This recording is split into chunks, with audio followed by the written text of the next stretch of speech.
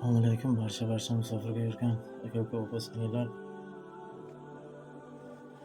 Oltin boshlaringiz omon bo'lsin. Musofirga yurgan aka-ukalar. Bir oilani nogiron oilani bir taqdirini olib chiqqandik. Video qilib shunga befarq bo'lmaslar bitamiz 4 ta vasiyda bir qizchalari bor ekan, o'g'il farzandlari yo'q ekan. Oilaviy er-xotin ikkalari ham birinchi guruh nogironlari ekan. Shunga bir qo'ldan kelguncha yordam qilib, bir uy-joy qilib beraylik. Dalaga yashab yuribdilar, bir tarafi yo'l, bir tarafi zavur. Bir dashtlikka farzandlari maktab o'qimayotgan. Maktabdan qolib ketgan 2-3 yil qolib ketgan ikkita kattasi, ikkita kichkinasi hali yosh, 1 yil, 2 yildan keyin maktab yoshiga yetadi deb aytdilar. Onaxonda o'zlari nogiron oilani, er-xotinlarni, shu erkak kishini otasi olamdan o'tgan ekan, onalari bor ekan, bir yoshi 70 ga yaqinlashib qolgan bu onaxon. 3 ta o'g'lim bor dedi, qizim yo'q. 3 ta o'g'limni voyaga yetkazib katta qildim, uchalasi ham ko'zi ko'rmaydi, uchalasi ham nogiron, birinchi guruh nogiron deb aytdilar. Uchovlarini ham uy-joyi yo'q, turmush o'rtog'i bor dedi.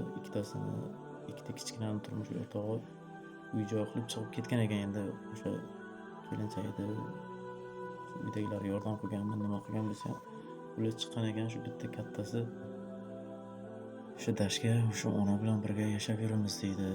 Bachalar 4tasi yosh, temboli qiz bola. O'shanga bir 4 sotiq yer olib, bir makon qilib beramizmi deb xaltan iltimos qilib, shuni bir iltimoslarini yerga qolmasin deb olib chiqqandik. Videoni ko'rib o'zlaringiz baho berasizlar degan umiddaman.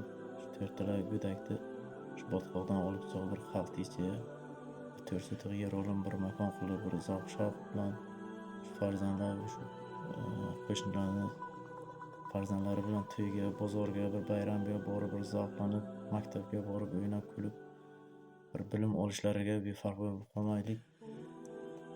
Videoni ko'rib o'zlaringiz baho berasizlar. Duo qilib turinglar, bitta makon qilib beraylik. Shular onaxonga ham shu 4 ta go'dak, shu akaxonni o'zlariga ham, farzandlariga ham bilib qo'yasizlar degan umiddamiz. Xalqimizdan shu bir yordam so'rab, bir uy-joy qilishimiz uchun so'raymiz. Mana ko'p yillardan beri shu qishloqdan chetda bir poliklinikaga borish, maktabga, bozor ucharga qilishimizga, bir yerga chiqishimiz qiyin. O'zimiz ojiz tufayli bir chekkada qolib ketganmiz. Bir yog'i zavur, bir yog'i asfalt. Sharoitimiz yo'q. Mana bu yerlar qishda yog'in sochinda juda loy bo'lib ketadi. Mana shunda yog'in sochin qish paytlarida juda qiynalib qolamiz. Chekkada bir kasalchilik bo'lsa bora olmaymiz. Ayolim ham ko'zi ojiz bilan ikkinchi guruh, men birinchi guruhman.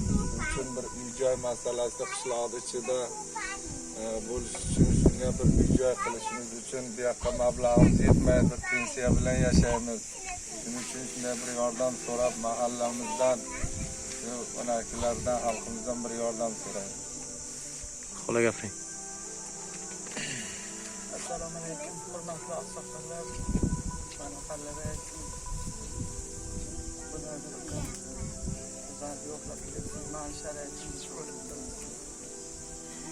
Bu yerda yashash juda ham qiyin, Allohsiz. Yig'lamasdan bolam bilan gapiravering. Yig'lamasdan. O'g'limga yordam qilib, sizlarga minnatdor bo'laman. Sharoitini el bilan, xalqimiz bilan. Lekin yordam qilish kerak. Sizlarni ham qo'shib gapiringda. Oilasi. Vallahi bu tarafa kelin. Oilasi salom keling. Mazasi yo'q, ko'zi ojiz. Salom kel. Ko'zi ham ko'zi ojiz. Mo'minlarda keling. Qizi ham asma kasal va har zaman davolatib turaman. Hammasini qarib so'rab. Sharoitimiz juda og'ir. Ukalari ham ikkinchi guruh nogiron. O'zlari zo'r eplab yuribdi. Yordam bersa, musofirda yurgan yigitlar yordam bersa, shu o'g'limga bir uy-joy qilib bersa minnatdor bo'laman.